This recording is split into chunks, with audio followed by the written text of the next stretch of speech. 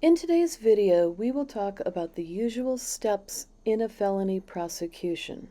Hello and welcome to Ask Professor Price. I have been a lawyer for more than 35 years and a full-time professor for more than 10 years. People studying law or criminal justice, or working in the legal or law enforcement fields, need to know how a criminal case progresses from the arrest to the trial and sentencing and appeal if the defendant is convicted of the charged offense. Also, we will talk about the initial appearance, bail, arraignment, discovery, pretrial motions, and plea bargains. So let's jump right into the usual steps in a typical felony prosecution. We're not going to go into great depth in any of these steps in this video.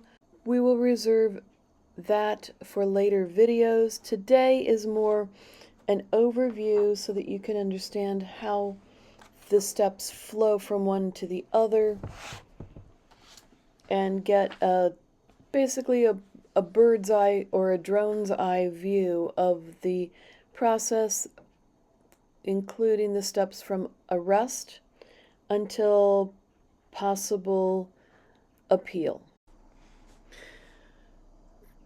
The first three stages in a felony prosecution happen in pretty close proximity to each other in time. So let's cover those three together. The arrest, the initial appearance, and bail. After a person gets arrested and they are in police custody, the initial appearance usually happens within a few hours or a few days of the arrest. The Supreme Court has stated that the initial appearance needs to happen within 48 hours, excluding weekends, but there are exceptions to that rule. Felony defendants cannot offer a plea at the initial appearance, so the initial appearance is usually a pretty brief hearing. The next step is bail. There are several types of bail, but they all refer to different types of pretrial release for defendants. If people cannot make bail or are denied bail, they have to physically stay in custody, usually in jail, until their trial takes place, and that can be months down the road, if not longer. So bail lets people get on with their lives, get back to their families, be able to work and pay their bills.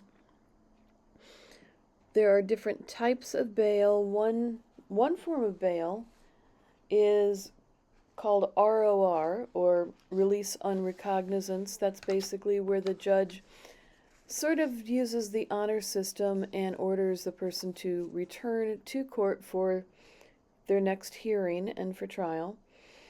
Another type is cash bond, where the judge assesses a certain amount of money the person will have to post in order to be released before trial.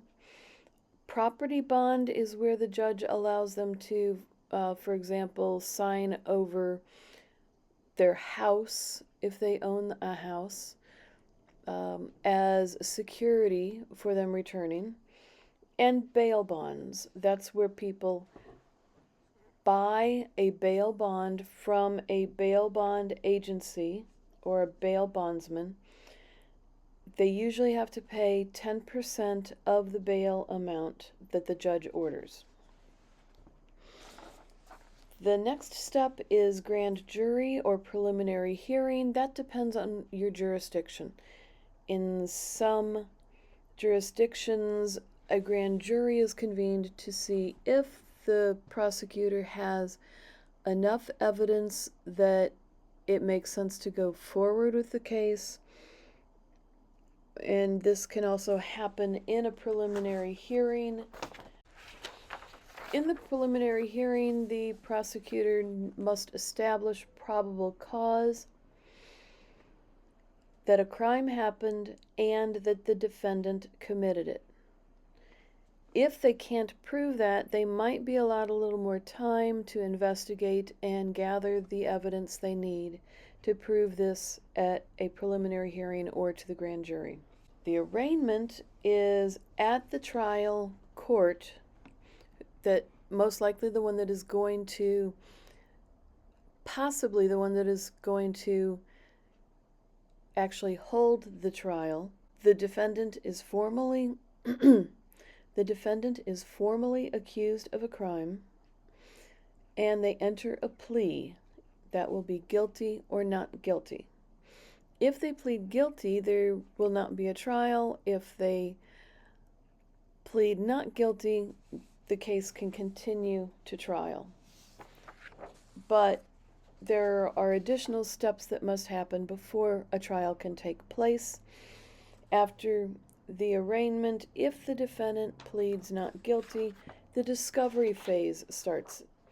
That's when the prosecution and defense request information from each other and exchange information, including evidence, with each other.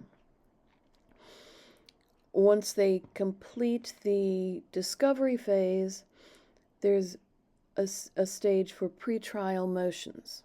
These often are motions asking the judge to exclude or suppress particular evidence, usually because it was allegedly obtained improperly or illegally and would violate the Constitution if it was used at trial against the defendant.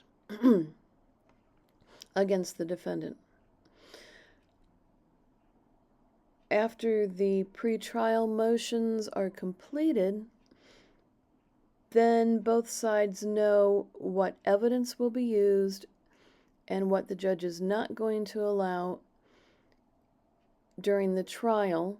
Basically, at this stage, they know pretty much what to expect if they go to trial, although there is always the risk that a jury might do something unexpected. But after the pretrial motions, then the prosecutor and defense lawyer will enter into plea negotiations, and they'll try to enter into a plea bargain. If they do not reach a plea bargain, then the case will go to trial. At the conclusion of the trial, if the defendant is found guilty, the judge will sentence the defendant, now known as a convicted offender. The sentencing often happens at a later hearing, not at the trial. There can be post-trial motions immediately after the trial, and the final stage of the 11 steps in a typical felony prosecution, the final stage is appeal.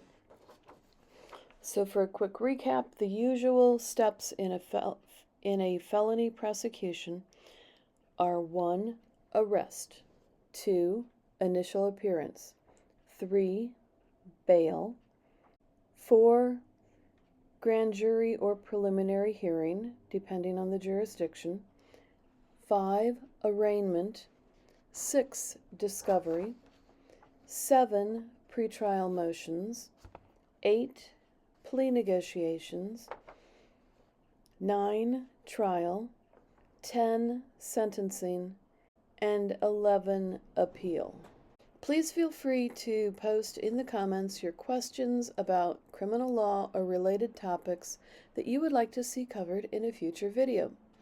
I cannot provide legal advice about specific cases or situations, but I can offer general legal information for educational purposes. Law students, paralegal students, criminal justice students, and pre-law students as well as people working as paralegals or in the criminal justice field, are the main audience for these videos, but everyone is welcome to learn about American law and our legal system. Subscribing will not cost you anything, but it can help me reach more people with these educational videos. Thank you. If you liked this video, you might like the next video, an overview of how American law works.